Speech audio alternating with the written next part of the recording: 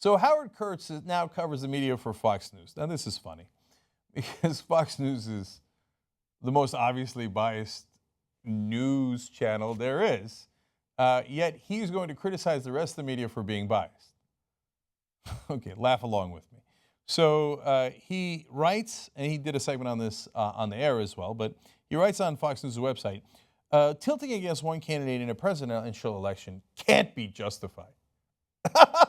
Okay, look, Roger Ailes, we now know, has a number of issues. But don't forget that Roger Ailes, in a previous election in 2012, tried to get General Petraeus to run for office. And there is very credible evidence that he said, I'll back you up with Fox News if you run for president. That's the guy who runs Fox News.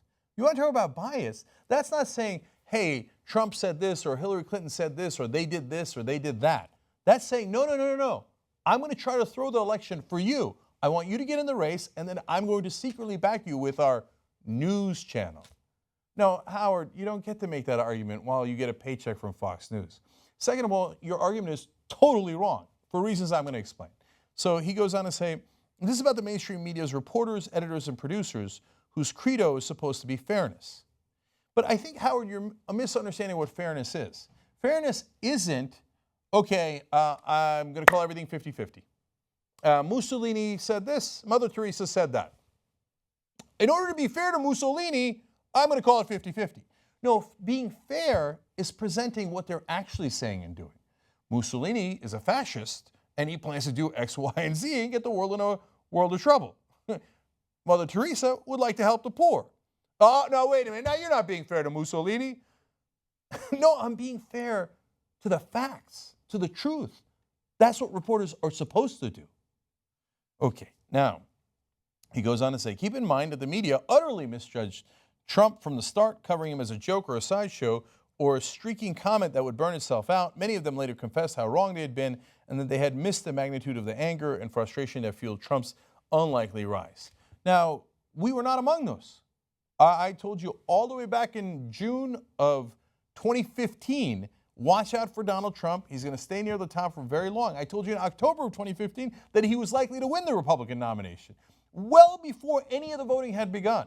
So we're not in that camp. We never dismissed him. And understand this, just because you think that someone has a history of saying and doing terrible things, that doesn't mean you think they're going to lose. Those are two totally different questions. Is Donald Trump a bigot? Well, he says he will discriminate against an entire religion. I didn't say that. He said it. It would be unfair to try to hide that from the American people. So is he a bigot? Oh, pretty much by admission. He raises his hand and says, I am going to discriminate against Muslims and not allow them into the country just on the fact that they are Muslims. So that doesn't mean that that strategy won't work. It did work in the Republican primaries, just like I thought it would. So we're not in that camp. All right, now he goes on. He says, since the conventions and fueled by his own missteps, Trump has been hit by a tsunami of negative coverage. So Howard, what do you want him to do? Not talk about what Donald Trump has said? But then you'd be mad they're not talking about it. So do you want him to actively cover it up? No, don't say what he said about a fallen soldier's parents. Don't say it. Yeah, he's got negative news coverage because he earned it. Do you want us to be biased and not show the American people that? No, you don't understand what journalism is about. You really don't. I mean, this guy had a show on CNN and now on Fox News pretending to keep journalists in check like he's their watchdog. Come on. All right. Look, I'm going to explain at the end the fundamental misunderstanding. I've already talked about some of it, but I'll get to the neutrality point at the end. So he says, and now some of them are flat out making the case for unfairness, an unprecedented approach for an unprecedented campaign. That's not what they're doing. He's referring to Jim Rutenberg, who wrote at the New York Times. He said, Rutenberg did, if you view a Trump presidency as something that's potentially dangerous, then your reporting is going to reflect that. You would move closer to than you've ever been to being oppositional. That's uncomfortable and uncharted territory for every mainstream non-opinion journalist I've ever known, and by normal standards, untenable.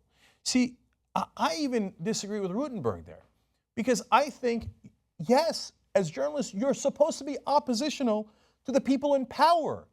You're supposed to hold them accountable. That is the core of the job of a journalist. You're supposed to be the watchdogs. So you should be oppositional to Donald Trump in making sure you fact check him, making sure you present his real opinions, you double check his math. Is it realistic, not realistic? What he's claiming, if he says he might use nuclear weapons, you should scream that from the rooftops because it's something the American people should know about a person who's going to become president. Should you also do that for Hillary Clinton? Of course you should. You should do it about every candidate. You should do it about Bernie Sanders. You should do it about Ted Cruz. That's the job. So it's not being more oppositional to Donald Trump. The only reason that it appears to Howard Kurtz of the world that you guys are against Trump is because all you're doing is quoting him and then saying, look at this thing he said, and plus, here are the facts to show that it is not true.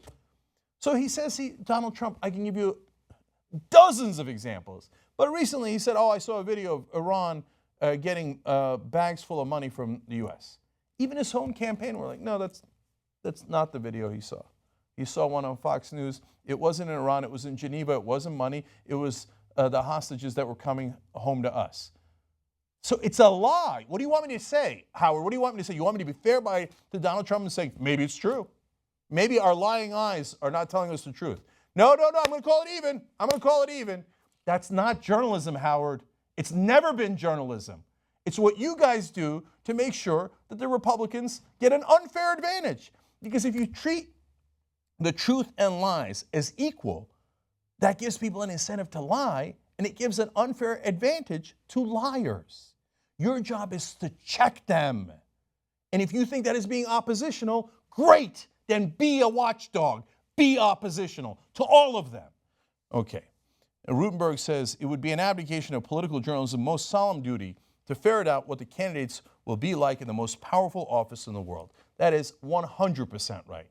That is what you should do for every candidate, as thoroughly as you possibly can. Finally, Kurtz says, you can't maintain the fig leaf of neutral reporting and favor one side.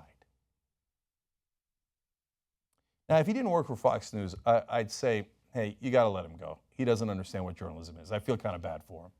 But he works at Fox News, so they're like, congratulations. That's exactly the kind of misleading rhetoric we want you to put out into the world. Why? The job of a journalist is not to be neutral. It is to be objective. Neutral says, for example, if you're in sports, Dallas Cowboys and the New York Giants played on Monday night. The Cowboys say they won. The Giants say they won. Well, I guess we'll never know. No, we know, but there's a score. You're supposed to report the score. Neutral saying, I don't know who won. It could have been either one. I don't want to be biased against the Cowboys. Okay, even though they got blown out, I don't want to be biased. Could have been either one. Don't look at the truth. Objective says the score was 28-0. Now, I know a lot of the reporters will hide behind neutrality and say, well, politics isn't that clear. No. Some things are very, very, very clear.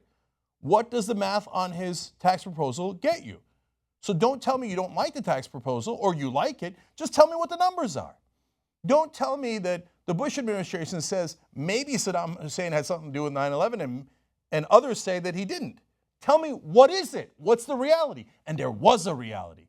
Saddam Hussein did not attack us on 9/11. Now they all acknowledge it. But at the time, 50-50, I'm neutral. I'm neutral to the facts. And it goes on and on and on. No. You are not supposed to be neutral to reality. You're supposed to be objective about it. And if that means you report that one guy says all of these different crazy things and promises to do those crazy things when he's in office or she's in office, then report it. Otherwise, step aside and let someone else do the job like they're supposed to be real reporters and real journalists. Obviously, Howard Kurtz doesn't understand that at all.